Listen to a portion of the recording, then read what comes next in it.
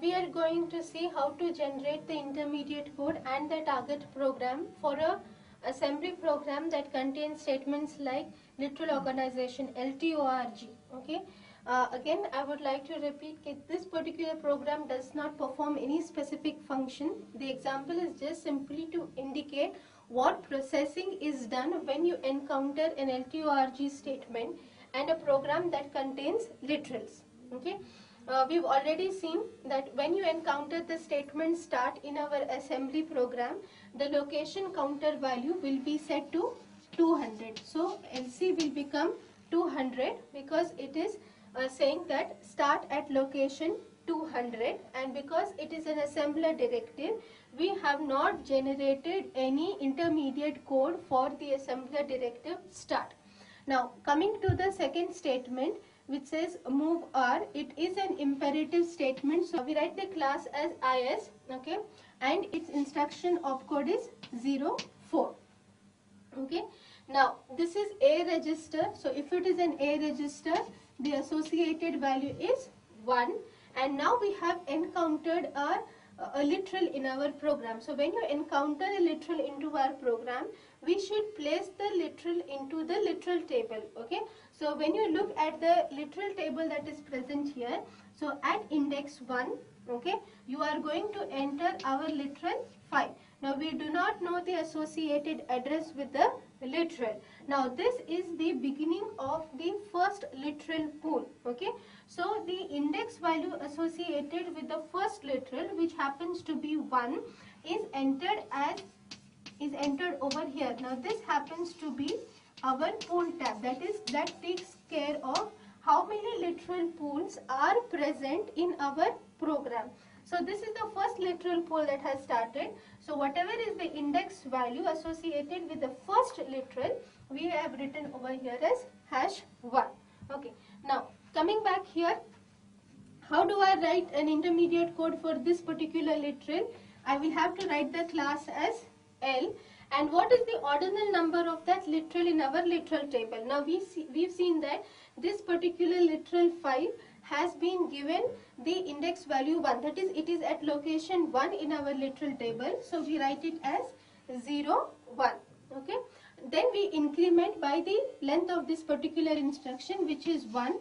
So the location counter value becomes 201. Now when we come to this particular statement, we say it is IS 05. Okay. And what is this? This is the instruction opcode that is associated with move M. What is A register? It is 1. And what is A? A happens to be a symbol that we have encountered in our program. It is the first symbol. So I have to make an entry into the symbol table. So we have encountered our first symbol. It happens to be A. We do not know the address. We do not know the length. So after making an entry, I will write it as S,01 because A is at location 1 in the symbol table. Now comes to add. Okay. Then the location counter value is incremented by the length of the instruction, which is 1. Now when it comes to add, okay, it is what? An imperative statement. Okay. And this is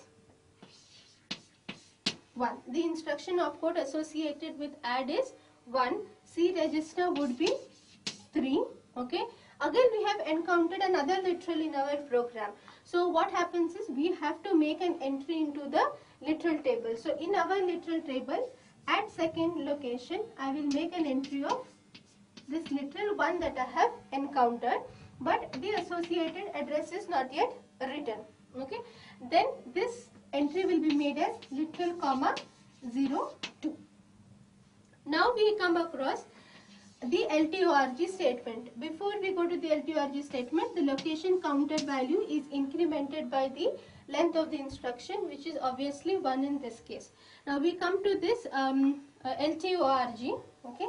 So in LTORG, when you encounter LTORG statement in our program, in the previous slides I mentioned that it has to be treated as a DC statement, because internally our assembler does this conversion of every literal is represented using a DC statement, that is declare constant statement form. So when you encounter LTORG, okay, what happens, the first thing what needs to be done is every literal that you have encountered in our program so far belongs to the first pool. Okay, so for all those literals that belong to the first pool, you have to associate the address with them.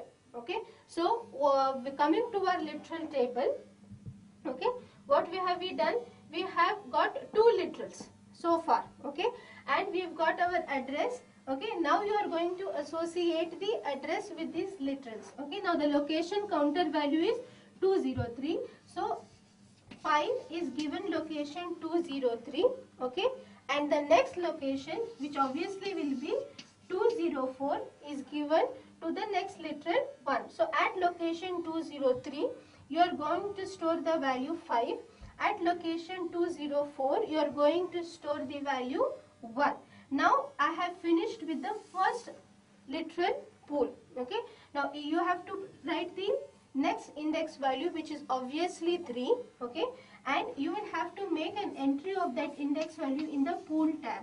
So what this means is that we have the second literal pool starting, and the second literal pool starts from the literal that is at the third position in our literal table. This is what this #3 indicates. Okay, now what do we write for the intermediate code of LTORG statement? Now it should be represented as a series of DC statements. So what intermediate code we write for the DC statement, the same should be written for LTORG. So it becomes DL.